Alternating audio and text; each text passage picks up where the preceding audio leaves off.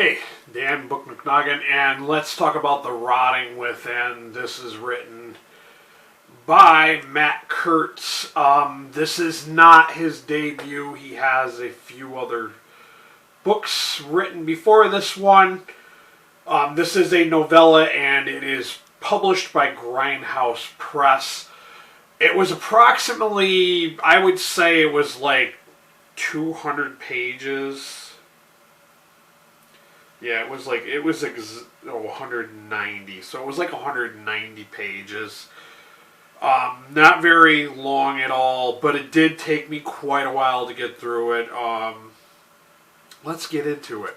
I'm kind of glad that I read the about the author thing in the back, because one of the things I noticed right away when you get into this, it very much starts out, it's like a screenplay almost.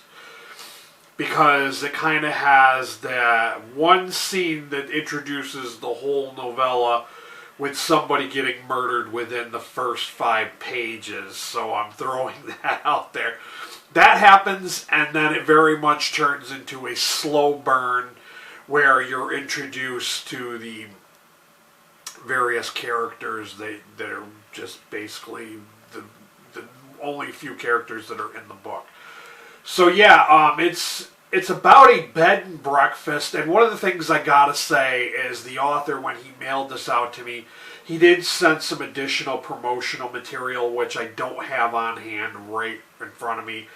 He sent some postcards that it's like a faux kind of postcard for the bed and breakfast, which I thought was a very nice little touch. It kind of sets it up for, you're supposed to believe that this is a bed and breakfast that's out in the country, that people want to go there and stay there. But we're going to talk about that. So we're introduced to Shirley. She's the one who owns the bed and breakfast. Later on, we're introduced to Kenzie. She's a single mom who is fleeing her abusive boyfriend with her 2 children, Lily and Tim. And she's aware of her grandmother, and she knows that she has a bed and breakfast. She decides to stay there, and of course, one thing leads to another, and then we have, the story as it culminates, as it says on the back, in a terrifying game of cat and mouse where Kenzie must battle both new and old demons while trying to prevent an unimaginable horror from taking place on the floors above. One of the things I'm going to say, and I noticed about this, I think this is the first book I've ever read from Grindhouse Press. I may be wrong, maybe I've read something else from them, but this feels like this is the first book I've read from them. So with the being Grindhouse, I was kind of expecting maybe a little more hardcore horror. Not extreme horror, but like, I'm going to just say this came off as a thriller more than anything. Because as you're reading it, it's kind of slow building, and they're setting up different things. Sometimes it's trying to be a little folkish. There's some very slight elements that are mentioned here and there that are kind of implying that it's folkish horror, but not enough to really tilt it in its favor in that way. Another one of the things I want to say is I felt like at times, sometimes being vague in a story can work because it can kind of create an aura of mysteriousness, I guess you could say. But in the end all, that didn't really give me that feeling with this book.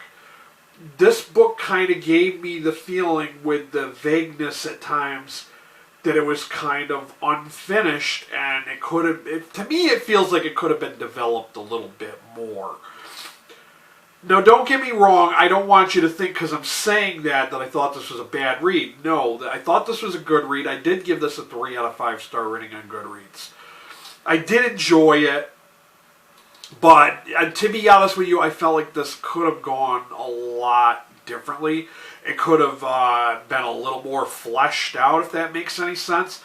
Because the author keeps implying to this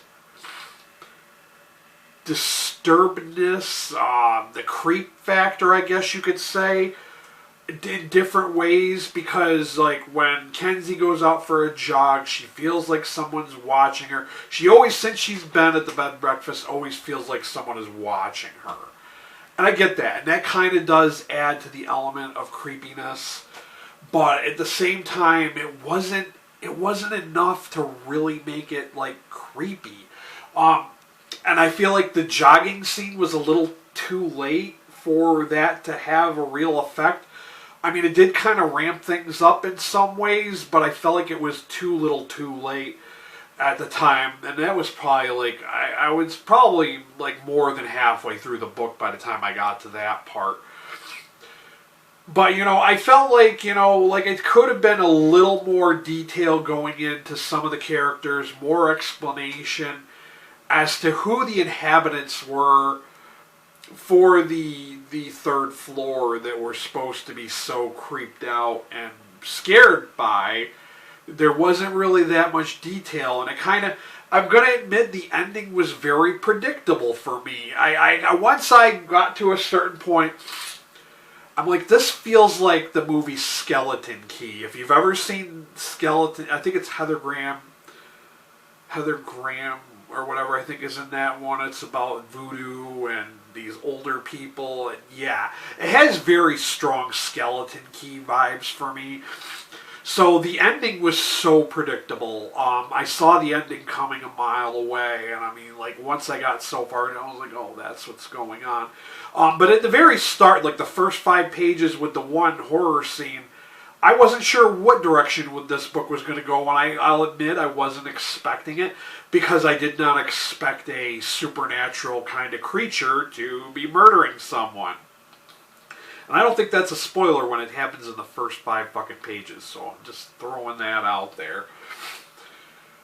But yeah, it's a good read. I enjoyed it. I did like it. I gave it a 3 out of 5 star rating. Could it have been a better read? Yes, it could have been a lot better. There could have been more detail into who the 2 old ladies were that lived on the 3rd floor. Maybe a little background on them.